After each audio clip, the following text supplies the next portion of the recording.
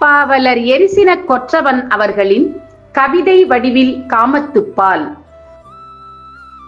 வேல் போன்ற விழியழகி வெண்பனி போல் தூங்குகிறாள். வெண்ணிலவை விசிறியாக்கி விடியும் வரை வீசிடுங்கள். பாவையவள் துயிலெழுந்து பல் துலக்க வேண்டுமென்றால் தாரகையை உருக்கி ஒரு தூரிகையாய் கொடுத்திடுங்கள்.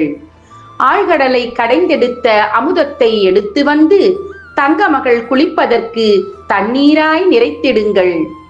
தங்கத்தை பஸ்பம் செய்து தண்ணீரில் கொதிக்க விட்டு அதரங்கள் பொசுங்கிவிடும் ஆற வைத்து கொடுத்திடுங்கள். பவளம் போல் மேனியிலே பட்ட ஆடை உடுத்த வேண்டாம், என்னையொரு ஆடையாக்கி ஏந்திழைக்கு தரித்திடுங்கள். வானவில்லை வார்த்தெடுத்து வளையலாக்கி கொடுத்திடுங்கள். கதிரவனை இழுத்து வந்து கால்கொலுசாய் இருத்திடுங்கள். காதுக்கு இறைச்சல் என்றால் கடல் அலையை நிறுத்திடுங்கள். பாண்டியரின் கொடியிலெல்லாம் இவள் விழியை பொறித்திடுங்கள். காரிருளை கடைந்தெடுத்து அவள் கண்ணுக்கு மை இட்டிடுங்கள். கல்லூரும் அவள் கண்ணில் எனை கரைத்தேனும் விட்டிடுங்கள். சிலை போல இருக்கின்ற சேயிழையின் பேரழகை அமிர்தத்தின் கடலாக்கி எனை அதில் பிடித்து தள்ளிடுங்கள்.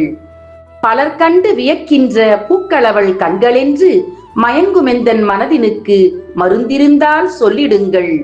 பலர் கண்டு வியக்கின்ற பூக்களவள் கண்களென்று மயங்குமெந்தன் மனதினுக்கு மருந்திருந்தால் சொல்லிடுங்கள். திருக்குறள். பால் காமத்துப்பால். இயல் களவியல். அதிகாரம் 112. நலம் புனைந்துரைத்தல். குறள் எண் 1112. மலர்காணின் மையாத்தி நெஞ்சே இவள் கண் பலர்காணும் பூவொக்கும் என்று பொருள். என் காதலியின் கண்களை பார்த்து இது பலராலும் வியந்து பார்க்கப்படும் மலர்கள் என்று நினைத்து நெஞ்சமே நீ மயங்காதே.